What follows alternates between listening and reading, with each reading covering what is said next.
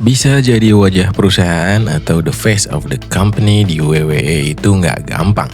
Seseorang baru bisa disebut wajah WWE kalau dia bisa mastiin tiket arena selalu sold out. Jualan merchandise mereka mendominasi secara global, langganan masuk media arus utama, dan yang paling penting, dapat restu penuh dari bos-bos besar di jajaran eksekutif. Kenapa seketat itu? Soalnya nentuin siapa yang jadi ikon utama itu keputusan bisnis yang krusial banget. Ini urusannya langsung sama naik turunnya nilai saham, kontrak hak siar bernilai miliaran dolar, sampai kemana arah alur cerita kreatif bakal dibawa. Sejarah udah ngebuktiin kalau WWE nggak bisa main-main. Sekali aja mereka salah pilih atau maksain orang yang nggak disukai penonton, efeknya bisa fatal. Fans bakal protes keras dan ujung-ujungnya pendapatan komersial perusahaan langsung merosot tajam. Nah, di video kali ini kita bakal bedah bareng-bareng transisi wajah perusahaan ini secara kronologis. Kita bakal tarik mundur dari tahun 2026 ini jauh ke belakang sampai awal mula WWE terbentuk di tahun 1953. Kita bakal lihat gimana pola perputarannya dan apa sih alasan bisnis dibalik naik turunnya para ikon ini dari masa ke masa. Yuk langsung kita bahas. Kita mulai perjalanan ini dari tahun 1953, era di mana WWE masih bernama Capital Wrestling Corporation atau CWC, di bawah kendali Vince McMahon Senior dan Toots Mondt. Di fase awal ini ada satu nama yang jadi tumpuan utama mereka, Antonino Rocca. Rocca ini mega bintang yang gila banget di era 1950-an. Dia yang berhasil ngebangunin lagi bisnis gulat di Madison Square Garden yang sempat lesu. Di masa-masa itu, Rocca adalah pahlawan buat imigran Italia dan komunitas Latin di New York. Daya tarik komersialnya kuat banget, bahkan bisa dibilang sosok Rocca saat itu jauh lebih besar daripada nama perusahaannya sendiri. Tapi masuk tahun 1961, Vince Senior dan Toots Mondt mulai ngerasa perlu ada penyegaran taktik bisnis. Mereka memutuskan buat geser fokus cerita dan bawa masuk The Nature Boy Buddy Rogers sebagai penjahat atau heel utama yang baru di Madison Square Garden. Keputusan ini otomatis bikin posisi Rocca di kartu pertandingan kegeser turun. Jelas aja Rocca yang emang udah punya konflik internal sama Toots Mondt waktu itu langsung nolak keras. Dia menolak untuk jadi yang kedua atau main di bawah bayang-bayang Buddy Rogers, apalagi di bawah bintang muda yang baru naik daun saat itu, Bruno Sammartino. Karena ngerasa udah gak sejalan, Rocca akhirnya milih cabut dari CWC. Kepergian Rocca malah menjadi berkat tersendiri buat Buddy Rogers. Namanya makin melambung tinggi. Rogers ini bisa dibilang orang pertama yang nyiptain standar baru buat karakter seorang juara dunia. Flamboyan, karismatik, dan punya daya tarik visual yang kuat banget. Sebelum era dia, belum ada pegulat dengan persona kayak gitu. Rogers sukses besar jadi pusat perhatian sekaligus wajah utama perusahaan dari tahun 1961 sampai 1963. Orang-orang beneran benci sama dia tapi selalu datang buat nonton dia. Nah, momen krusial terjadi di bulan Juni 1963. CWC mutusin buat memisahkan diri dari NWA dan resmi ganti nama jadi WWWF. Disinilah arah bisnis perusahaan berubah total. Vince McMahon Senior langsung nunjuk satu nama buat jadi motor utama mereka, Bruno Sammartino. Pemilihan Bruno ini taktik bisnis yang jenius banget di era teritorial. Target pasarnya spesifik, kaum imigran dan kelas pekerja di New York. Sebagai imigran Italia bertubuh kekar, Bruno benar-benar dipuja sebagai pahlawan di Madison Square Garden. Suksesnya bahkan ngelampauin era Antonino Rocca dulu. Gaya gulat Bruno yang ngendalin kekuatan fisik bikin sabuk juara dunia kelihatan kayak kompetisi olahraga yang beneran dan prestisius. Nggak main-main, Bruno megang posisi sebagai ikon utama dari tahun 1963 sampai awal 1971. Masa jabatan 1 kali periode ini tercatat sebagai yang terlama sepanjang sejarah gulat profesional, yaitu lebih dari 7 tahun. Sebuah rekor yang sampai hari ini di tahun 2026 hampir mustahil buat dipecahin lagi. Tapi yang namanya manusia, sekuat-kuatnya Bruno Sammartino, fisik dia akhirnya tumbang juga karena jadwal kerja yang padat banget.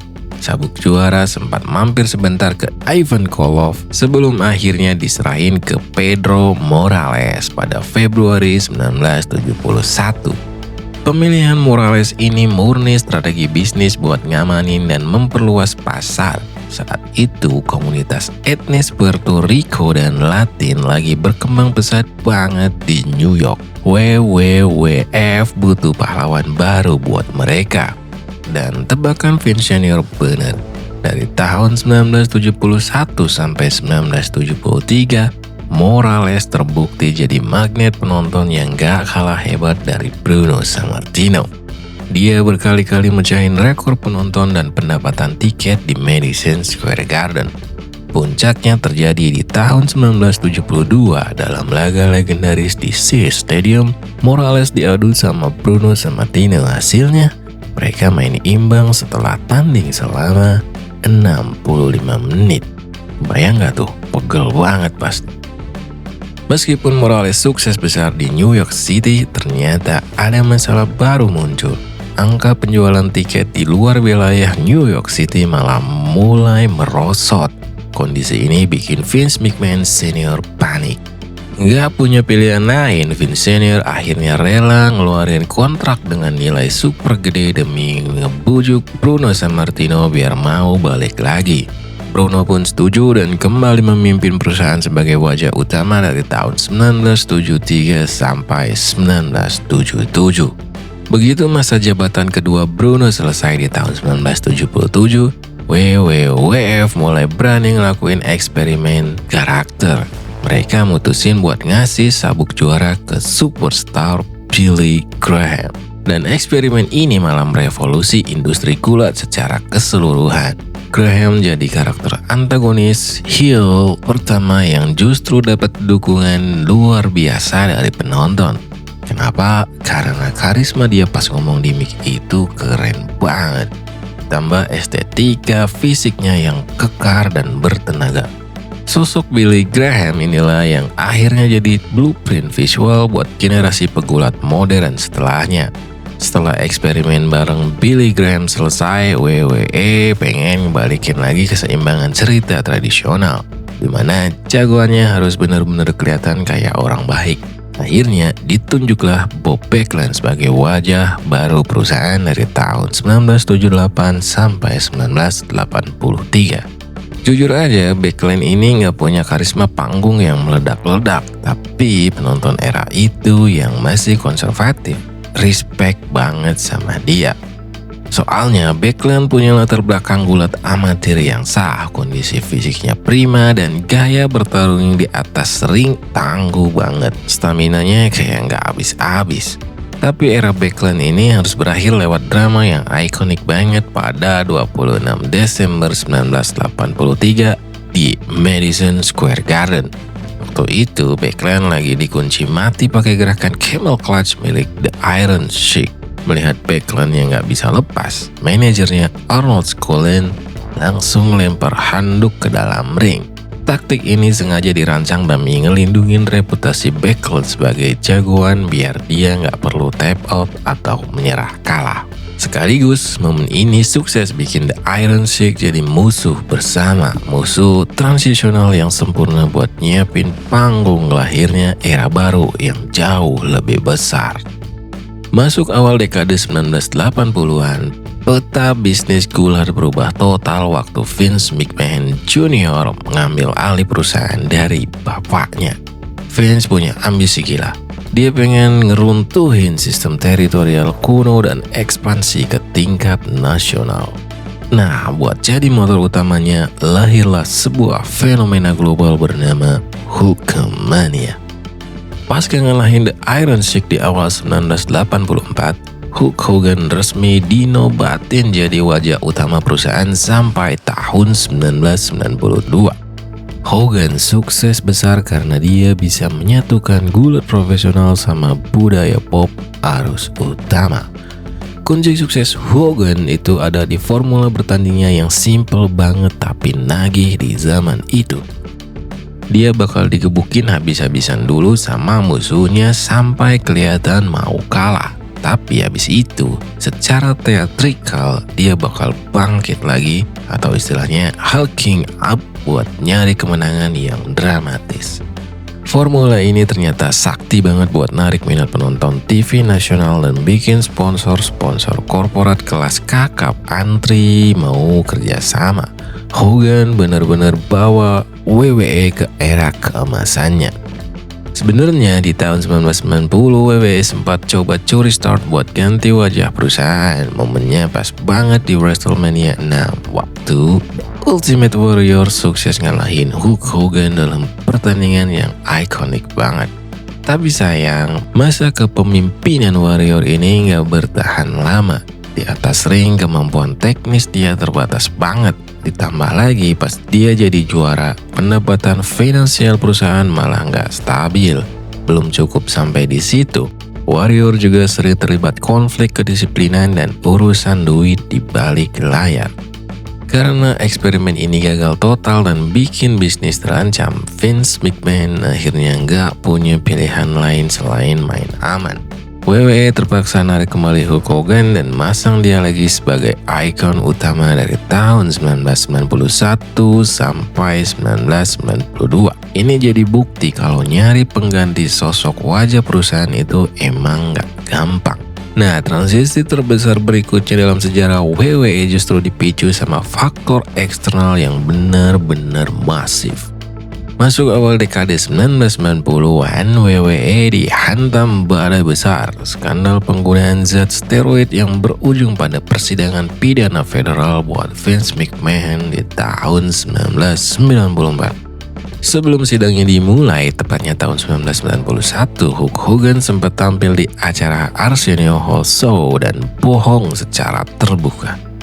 Dia bilang cuma pakai steroid beberapa kali doang buat pulih dari cedera. Sialnya, kebohongan publik ini runtuh total pas Hogan terpaksa bersaksi di bawah sumpah pada persidangan tahun 1994. Efeknya, reputasi bersih WWE sebagai hiburan keluarga hancur lebur. Kondisi ini makin diperparah karena fisik Hogan menyusut drastis setelah dia berhenti total mengkonsumsi steroid. Tubuhnya yang tadinya kelihatan kayak superhero tiba-tiba kelihatan sangat rentan dan biasa aja di mata penonton. Melihat situasi yang udah gak kondusif plus pasca perseteruan terakhirnya sama Yokozuna di tahun 1993, Hulk Hogan akhirnya mutusin buat hengkang dari perusahaan. Sebuah akhir yang pahit buat era yang sempat merajai budaya pop dunia. Gara-gara tekanan hukum dan sorotan publik yang tajam tadi, Vince McMahon kepaksa mutusin buat muter haluan kebijakannya secara radikal. Era pegulat berbadan besar di stop total demi memulihkan citra perusahaan yang lagi babak belur. Sebagai gantinya, WWE ngenalin era baru yang disebut The New Generation. Di era ini keahlian atletis dan presisi teknis jauh lebih diutamain ketimbang ukuran fisik.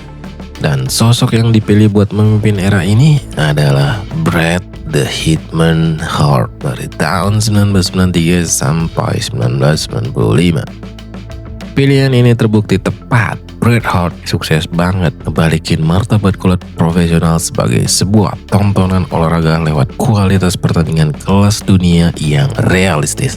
Gaya penceritaan dia di atas ring itu dalam banget. Bisa dibilang di tangan Bret Hart lah WWE pelan-pelan bisa dapat kembali kepercayaan publik kalau industri ini tuh aman dari skandal. Tetap seru buat ditonton bareng keluarga. Masuk tahun 1996, peta kekuatan di WWE mulai kebagi dua. Shawn Michaels muncul mendampingi Bret Hart sebagai ikon utama setelah dia berhasil menangin gelar juara dunia pertamanya di WrestleMania 12. Pas Bret Hart mutusin buat istirahat sejenak, Michaels langsung mengambil alih peran sebagai pemimpin utama. Dia nawarin gaya gulat yang beda total dari Bret, lebih cepat, inovatif, dan flamboyan banget. Meski kelihatan angku dan tengil, penonton dapat warna baru yang lebih segar. Apalagi fans wanita yang makin tergila-gila. Ganteng banget Shawn Michaels di zaman itu emang. Tapi bertemunya dua ego besar ini malah bikin suasana di belakang layar jadi panas. Ketegangan nyata antara Bret Hart dan Shawn Michaels akhirnya memuncak di tahun 1997. Fase transisi yang penuh drama ini diakhiri sama satu peristiwa paling kontroversial sepanjang sejarah gulat profesional. Montreal Screwjob pada 9 November 1997. Kejadian nyata di mana Bret Hart dikhianati di atas ring ini otomatis langsung menutup era generasi baru secara permanen dan membuka pintu buat era yang jauh lebih liar. Pasca peristiwa Montreal, WWE benar-benar di ujung tanduk. Mereka kehilangan banyak banget basis penonton arus utama gara-gara kalah saing sama kompetitornya WCW.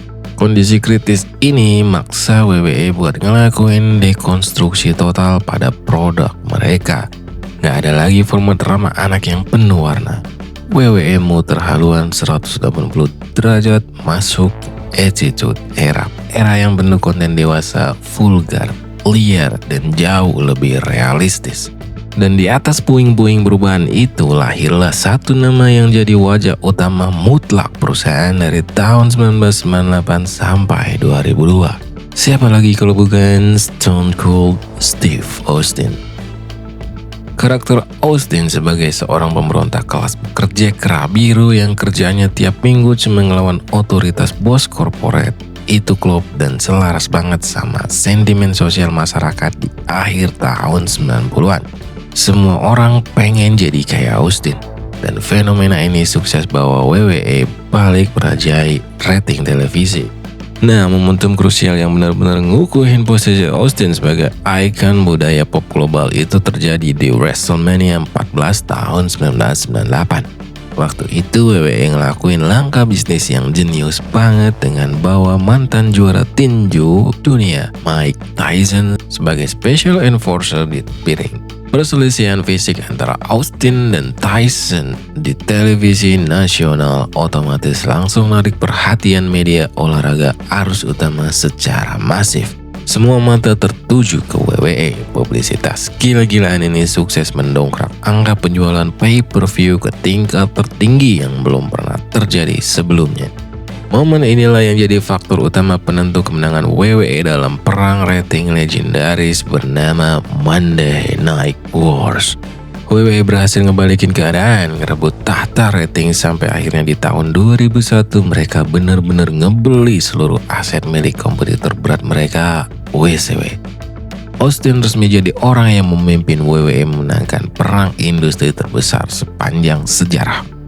Tapi di tengah puncak kejayaan itu, badai cedera datang lagi. Di tahun 2000, Austin kepaksa harus absen lama banget gara-gara cedera leher yang parah. Nah, di momen kritis inilah The Rock maju dan langsung naik kelas jadi wajah perusahaan yang setara hebatnya. Karisma verbal dia di mic itu luar biasa banget, ditambah kemampuan atletis alami yang tinggi. Hebatnya lagi, karakter The Rock ini fleksibel banget. Dia bisa jadi jagoan ataupun musuh dengan sama baiknya. Karakter inilah yang bikin WWE sukses ngelewatin tahun 2000 tanpa penurunan pendapatan sedikit pun. Malah, banyak analis industri yang nganggep kalau tahun 2000 itu adalah periode bisnis terbaik sepanjang sejarah perusahaan. Kedalaman roster atau daftar pegulat mereka di era itu benar-benar gila. Dan semuanya dipimpin dengan sangat rapi oleh The Rock. Pas Austin balik lagi, kolaborasi dinamis antara Austin dan The Rock dari tahun 2001 sampai awal 2002 jadi puncak kejayaan finansial sekaligus kultural dari Attitude Era. Ini adalah momen emas terakhir sebelum perusahaan resmi ganti nama jadi WWE di tahun 2002. Setelah sukses ngebeli aset WCW, WWE malah dapat masalah baru. Jumlah pegulat mereka jadi numpuk dan terlalu besar. Biar semuanya keurus, di tahun 2002 WWE mutusin buat ngelakuin kebijakan radikal, yaitu pembagian merek atau brand split secara ketat antara Raw dan SmackDown. Di fase awal era yang dikenal sebagai Ruthless Aggression ini, WWE nggak pakai sistem satu icon utama lagi. Demi ngejaga stabilitas bisnis dan operasional, mereka nerapin sistem kepemimpinan ganda di dua program berbeda. Di program Raw, Triple H diposisikan sebagai figur sentral yang megang kendali penuh. Lewat pembentukan faksi legendaris bernama Evolution, Triple H sukses mendominasi penceritaan kreatif dan jadi magnet utama buat penonton hari Senin. Sementara di program SmackDown, WWE masang monster muda berbakat Brock Lesnar sebagai ikon utama mereka. Lesnar diposisikan sebagai penghancur yang gak terbendung di hari Kamis. Lewat strategi duet maut di dua brand ini, WWE pelan-pelan bisa menata ulang arah bisnis mereka setelah era Attitude resmi berakhir. Bicara soal Brock Lesnar, dia sebenarnya dapat penyerahan obor estafet yang sah banget dari generasi sebelumnya. Momennya pas dia ngelahin The Rock secara bersih di SummerSlam 2002 dan langsung mecahin rekor sebagai juara dunia termuda dalam sejarah WWE. Tapi rencana besar WWE buat Lesnar mendadak berantakan. Di tahun 2004, baru aja 2 tahun jadi ikon utama, Lesnar secara mengejutkan milih buat cabut dari perusahaan demi ngejar impiannya main di NFL. Situasi makin kritis pas akhir tahun 2005 waktu dunia gulat berduka sedalam-dalamnya karena kematian tragis Eddie Guerrero. Tragedi ini jadi tamparan keras buat manajemen sampai akhirnya WWE kepaksa nerapin kebijakan kebugaran atlet alias wellness policy secara super ketat. Kehilangan Lesnar yang tiba-tiba ditambah kewajiban buat bersih-bersih internal pasca tragedi Eddie bikin WWE bener-bener terdesak. Mereka nggak punya pilihan selain buru-buru ngerumusin rencana suksesi jangka panjang yang baru buat nyelamatin masa depan bisnis korporasi. Nah, momentum penentu buat nemuin ikon utama berikutnya akhirnya tiba di WrestleMania 21 tahun 2005. Di malam yang bersejarah itu, John Cena dan Batista secara bersamaan sukses menangin gelar juara dunia pertama mereka. Kerennya, mereka berdua ini bareng Randy Orton dan Brock Lesnar adalah lulusan dari satu kelas pelatihan legendaris yang sama di Ohio Valley Wrestling alias OVW, angkatan emas yang nantinya bakal ngerubah wajah industri gulat. Sebenarnya kalau dilihat dari alur cerita saat itu, Batista punya modal gede. Dia yang menangin Royal Rumble 2005 dan dapat jatah main di pertandingan penutup alias main event WrestleMania 21. Tapi di balik layar, manajemen WWE secara sadar ngambil keputusan strategis yang berbeda. Mereka lebih memilih John Cena buat dijadiin wajah tunggal jangka panjang perusahaan. Kenapa Cena yang dipilih ketimbang Batista? Nah, keputusan inilah yang nantinya bakal ngebawa WWE masuk ke era bisnis yang benar-benar baru. Dalam komparasi taktis antara kedua komunitas utama ini, manajemen WWE punya pertimbangan yang matang banget kenapa akhirnya memilih John Cena sebagai wajah perusahaan. Pertama, masalah usia. Cena itu 8 tahun lebih muda daripada Batista. Buat korporasi, ini adalah jaminan stabilitas jangka panjang yang jelas lebih aman. Selain itu, Cena punya kecakapan mic yang jauh lebih adaptif dan jago banget berinteraksi langsung sama penonton di arena. Rekam medis Cena juga jauh lebih bersih dari cedera berat. Beda sama Batista yang waktu itu kerap ngalamin masalah fisik karena massa ototnya yang terlalu besar. Faktor penentu lainnya adalah karakter Cena itu sendiri. Dengan slogan positif kayak Hustle, Loyalty, Respect, karakternya dinilai sangat cocok sama rencana strategis perusahaan yang pengen transisi menuju format siaran yang lebih ramah keluarga atau yang kita kenal sebagai PG era. Format ini jelas jauh lebih aman buat nge-guide sponsor korporat multinasional. Dan bener aja dari tahun 2006 sampai 2007, Sena secara konsisten ngebuktiin kapasitasnya sebagai motor utama bisnis lewat dominasi mutlak dalam penjualan tiket live show dan penjualan merchandise resmi di seluruh dunia. Nah, pemberlakuan rating siaran TV PG secara resmi pada bulan Juli 2008 jadi penanda dimulainya dominasi absolut John Cena. Di momen ini, Cena resmi jadi ikon utama tunggal WWE tanpa ada satupun pesaing yang setara. Karakter Cena yang bersih, penuh warna, dan selalu mengusung nilai-nilai kebaikan itu disukai banget sama anak-anak dan keluarga. Gak heran kalau dia langsung bertransformasi jadi mesin penghasil uang terbesar dalam sejarah WWE Shop. Tapi dominasi Cena yang terlampau kuat dan cenderung monoton di bawah kendali kreatif Vince McMahon malah memicu polarisasi penonton paling tajam sepanjang sejarah industri gulat. Penggemar usia dewasa mulai ngerasa frustasi dan nolak alur cerita yang ujung-ujungnya selalu memenangkan Cena.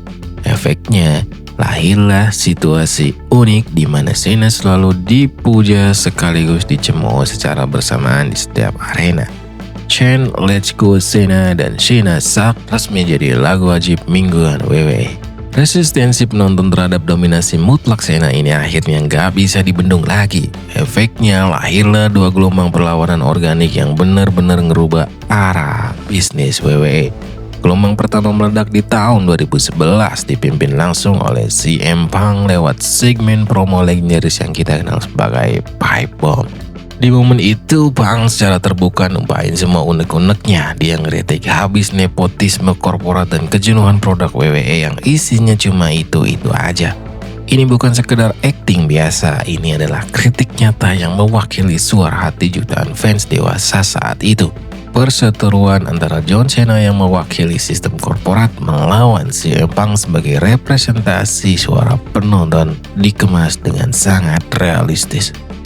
Hasilnya, rivalitas ini sukses besar menarik kembali minat para penggemar dewasa yang sempat ngejauh dari WWE. WWE sadar penonton butuh sesuatu yang lebih berani dan nyata, dan CM Punk berhasil ngasih hal itu di waktu yang tepat. Gak lama setelah gelombang CM Punk, perlawanan organik kedua kembali meledak di tahun 2014. Kali ini digerakkan oleh Daniel Bryan lewat fenomena yang dinamakan Yes Movement. Dukungan dari penonton saat itu benar-benar masif dan gila banget. Saking organiknya, manajemen WWE sampai ngerasa terdesak. Mereka kepaksa ngerombak total rencana utama buat main event WrestleMania 30 demi nurutin kemauan fans, menobatkan Daniel Bryan sebagai juara dunia. Fenomena suksesnya Daniel Bryan ini jadi bukti otentik adanya pergeseran kekuasaan dalam industri gulat. Penonton udah gak mau lagi didikte mentah-mentah oleh pilihan sepihak korporasi. Momen inilah yang akhirnya melahirkan era baru bernama The Reality Era atau era realitas dari tahun 2014 sampai 2016. Sebuah era di mana penceritaan WWE dituntut buat jadi jauh lebih realistis, transparan, dan interaktif bareng basis penggemar mereka. Masuk tahun 2016, John Cena mulai ngurangin jadwal tampilnya di WWE demi ngejar karir acting di Hollywood. Kehilangan Cena bikin WWE bergerak cepat buat nyari suksesor. Mereka pun berusaha keras buat memosisikan Roman Reigns sebagai pahlawan protagonis tunggal berikutnya. Tapi taruhan WWE kali ini dapat batu sandungan yang gede banget. Upaya pemaksaan karakter jagoan alias The Big Dog ini ditolak mentah-mentah sama penonton selama bertahun-tahun. Kenapa? Karena fans ngerasa karakter Roman saat itu nggak otentik, kaku, dan dianggap terlalu maksa buat niru formula lama John Cena. Nah, di tengah krisis pencarian identitas Roman Reigns yang terus-menerus ditolak fans, muncul satu sosok penyeimbang yang krusial banget buat bisnis WWE, AJ Styles. Bergabung di tahun 2016, Styles langsung dideklarasikan sebagai wajah utama buat program SmackDown pasca kebijakan brand split baru. Di saat Raw pusing nyari formula buat Roman, AJ Styles ngejaga stabilitas kualitas pertandingan WWE di level tertinggi sekaligus jadi salah satu penjual merchandise terlaris di kalangan penggemar hardcore. Krisis identitas Roman Reigns akhirnya berakhir secara spektakuler di tahun 2020 di tengah situasi pandemi global. Roman mutusin buat ngambil langkah radikal. Dia berbalik arah jadi karakter antagonis, transisi menjadi The Tribal Chief, dan bersekutu sama Paul Heyman. Dan boom, langkah berani ini terbukti jadi keputusan kreatif terbaik WWE dalam 2 dekade terakhir.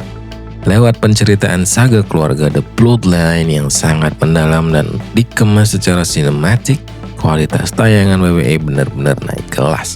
Gak main-main, Roman Reigns berhasil mengonsolidasikan kekuasaannya sebagai juara dunia bertahan selama 1316 hari. Sebuah angka dominasi modern yang luar biasa panjang. Karakter baru ini sukses merubah total persepsi publik. Roman yang dulunya dibenci karena dipaksa jadi jagoan, sekarang justru bertransformasi jadi magnet penonton dan penjual merchandise terbesar yang dihormati secara universal oleh seluruh elemen penonton. Dia benar-benar jadi epicentrum dari bisnis WWE. Tapi tiap era pasti ada akhirnya. Dominasi historis Roman Reigns akhirnya diselesaikan secara epik pada WrestleMania 40 tahun 2024 oleh Cody Rhodes. Kemenangan Cody ini gak cuma sekedar bikin dia menyelesaikan ceritanya aja. Momen ini resmi mendeklarasikan dimulainya era Renaissance di bawah kepemimpinan kreatif penuh Paul Triple H Levesque. Pasca kepergian total Vince McMahon dari korporasi, benar-benar WWE masuk ke babak baru yang lebih segar. Cody Rhodes diposisikan sebagai wajah utama yang ideal banget buat era modern itu. Kenapa? Karena dia mewakili tipe juara pekerja keras atau fighting champion. Dia secara konsisten mau mempertahankan gelarnya di seluruh pertunjukan langsung di berbagai belahan dunia. Bukan cuma muncul di acara TV besar doang. Karakter protagonisnya yang tulus dan etos kerjanya yang tinggi bikin Cody sukses diterima sebagai simbol baru dari stabilitas bisnis WWE. Di bawah kendali penuh Triple H, WWE nggak cuma ngerombak alur cerita aja, tapi juga ngelakuin reformasi struktural yang masif banget dari sisi presentasi produk. Langkah pertamanya, mereka nunjuk mantan eksekutif SPN, Liv Fitting, sebagai bos produksi baru buat ngegantiin Kevin Dunn yang udah lama puluhan tahun pegang kendali. Masuknya Liv Fitting langsung bawa perusahaan yang revolusioner. Cara kita nonton WWE diubah total lewat penggunaan sudut kamera sinematik dan transisi visual yang mulus banget. Presentasi tayangannya jadi kelihatan lebih mahal dan berkelas. Gak cuma main di visual, Fitting juga mulai berani nguji coba batasan rating TV PG. Di era sekarang, WWE mulai ngizinin lagi adanya visualisasi darah di momen-momen krusial. Plus penggunaan bahasa yang jauh lebih dewasa dalam segmentasi promosi utama.